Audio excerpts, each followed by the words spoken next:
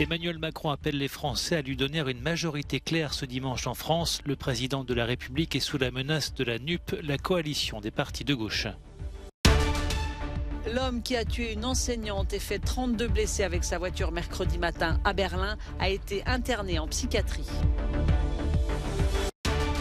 Changement de cap face à l'inflation galopante dans la zone euro. La Banque centrale européenne confirme la prochaine hausse de ses taux directeurs, une première depuis 10 ans. L'Iran éteint des caméras dans ses sites nucléaires, privant l'Agence internationale de l'énergie atomique de la surveillance de ses activités.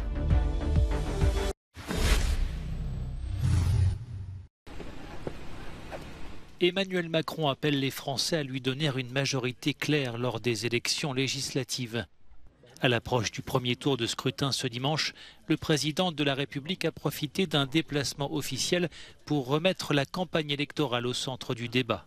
Une campagne qui, jusqu'à présent, passionne peu les Français, lesquels pourraient être nombreux à s'abstenir. Une perspective qui inquiète le parti présidentiel. Emmanuel Macron a tenu à rappeler l'importance de ce scrutin. Je veux alerter aussi les Françaises et les Français sur l'importance du choix qu'ils ont devant eux dès le 12 juin prochain. Si l'élection du président de la République est cruciale, l'élection des députés est décisive. Monsieur le Président, de son côté, le parti Les Républicains espère un sursaut après le naufrage de sa candidate Valérie Pécresse lors de l'élection présidentielle où elle était arrivée en 5e position avec moins de 5% des voix. Malgré cette défaite historique, le parti de droite traditionnel n'entend pas s'avouer vaincu et tacle ses rivaux avant le vote. Pendant ces 5 ans, on n'a pas besoin d'avoir des gens qui veulent la révolution permanente et bloquer le pays pour tout. Et on n'a pas besoin de refaire un quinquennat qui ne sert à rien.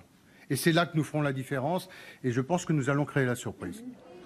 Les élections législatives ont déjà commencé pour les Français de l'étranger qui ont voté le week-end dernier, comme ici à Montréal. Selon un récent sondage Ipsos-Steria, la majorité présidentielle autour d'Emmanuel Macron arriverait en tête en nombre de sièges, mais sans certitude d'obtenir la majorité absolue. Elle est sous la menace de la dynamique enclenchée par la NUP, la coalition des formations de gauche, qui pourra rafler plus de 200 sièges à l'Assemblée nationale. Des fleurs devant l'école de Bad Arolsen en Allemagne. C'est de cet établissement qu'étaient originaires les victimes de la voiture bélier de Berlin. Une enseignante de 51 ans a été tuée. Le second enseignant se trouve entre la vie et la mort. Ils effectuent un voyage de fin d'études dans la capitale avec une classe de 10e année. 32 personnes ont été blessées. Je suis ici pour exprimer la plus profonde sympathie du gouvernement fédéral, avec les proches en particulier. À Berlin, mercredi matin, un homme a foncé avec sa voiture dans les passants. Le suspect, âgé de 29 ans, a pris la nationalité allemande en 2015. Il est d'origine arménienne. Il était connu de la police pour agression, violation de domicile et insultes.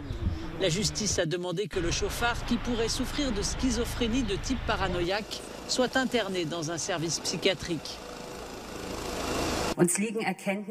Nous avons les preuves que le suspect avait des problèmes psychologiques dans le passé.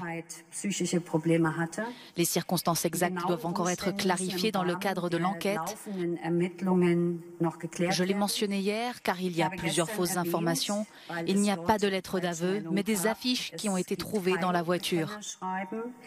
La question est de savoir si et dans quelle mesure celles-ci sont reliées au crime.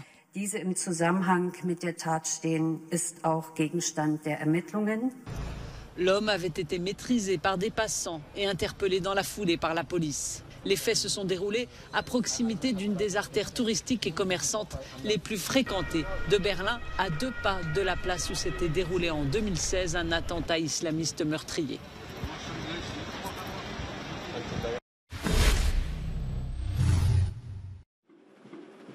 Fini l'argent facile et illimité dans la zone euro. La Banque centrale européenne a confirmé ce jeudi l'arrêt de son soutien monétaire à l'économie via son programme d'achat d'actifs. Face à une inflation record, la BCE a aussi annoncé pour fin juillet la hausse de ses taux directeurs, une première depuis 10 ans. L'inflation élevée est un défi majeur pour nous tous, a dit la présidente de la BCE, Christine Lagarde. Le Conseil des gouverneurs veillera à ce que l'inflation revienne à notre objectif de 2% à moyen terme. Conformément à notre politique monétaire, nous avons l'intention de relever les taux d'intérêt de la BCE de 25 points de base lors de notre prochaine réunion en juillet. Pour l'avenir, nous prévoyons de relever à nouveau les taux d'intérêt directeurs de la BCE en septembre. La BCE met ainsi un terme à une décennie de baisse des taux d'intérêt. La hausse de juillet sera la première depuis mai 2011. Depuis juin 2014, le taux de facilité de dépôt était même négatif. La BCE s'attend à une inflation autour de 6,8% en 2022 avant de ralentir en 2023 à 3,5% et à 2,1% pour 2024. Le conflit en Ukraine a nettement accéléré la hausse des prix en Europe, comme on peut le voir sur ce graphique, et notamment dans les pays du Nord et de l'Est. En rehaussant ses taux directeurs, la Banque centrale européenne va tenter de ramener l'inflation sous contrôle. L'effet de ce changement de cap ne sera pas immédiat, a prévenu Christine Lagarde, tandis que la BCE est accusée par certains d'avoir pris du retard pour agir.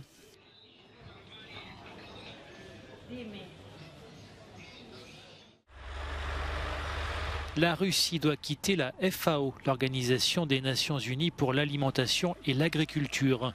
C'est la requête formulée par Volodymyr Zelensky. Le président ukrainien accuse Moscou d'être responsable du blocage de plus de 20 millions de tonnes de céréales destinées à l'exportation et ainsi de faire planer un risque majeur de famine, notamment dans les pays d'Afrique et du Moyen-Orient, très dépendants du blé ukrainien. Des centaines de millions de personnes sur différents continents se retrouvent confrontées soit au minimum au risque d'un manque de nourriture, au pire au risque de famine. Et la Russie porte l'entière responsabilité de cette situation. L'Europe vit l'une des situations énergétiques les plus difficiles de son histoire. Et nous ne savons même pas quelles autres crises la Russie prépare pour le monde libre. Volodymyr Zelensky accuse la flotte russe de bloquer les ports ukrainiens, dont celui d'Odessa. Son discours, en visioconférence, intervenait en marge d'une réunion interministérielle de l'OCDE, à laquelle participait également le président du Conseil italien. Pour Mario Draghi, la reprise des exportations de céréales d'Ukraine doit figurer parmi les priorités. Nos efforts pour empêcher une crise alimentaire doivent commencer par les ports ukrainiens de la mer Noire. Nous devons débloquer les millions de tonnes de céréales qui sont bloquées à cause du conflit. Nous devons offrir au président Zelensky les garanties dont il a besoin pour que les ports ne soient pas attaqués. Avant que la guerre n'éclate, l'Ukraine était en passe de devenir le 3e exportateur mondial de blé.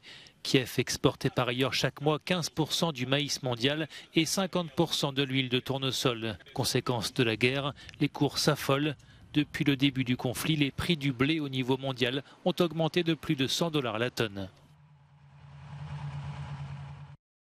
Un petit geste aux conséquences inquiétantes pour la sécurité nucléaire. Une à une, des techniciens déconnectent les caméras de surveillance dans les installations nucléaires iraniennes. 27 caméras au total, pour protester contre le vote de l'AIEA, l'Agence internationale de l'énergie atomique, d'une résolution rappelant l'Iran formellement à l'ordre pour son manque de coopération. 27 caméras ont été retirées en Iran, à l'exception d'un système de surveillance en ligne de l'enrichissement que nous avons là-bas.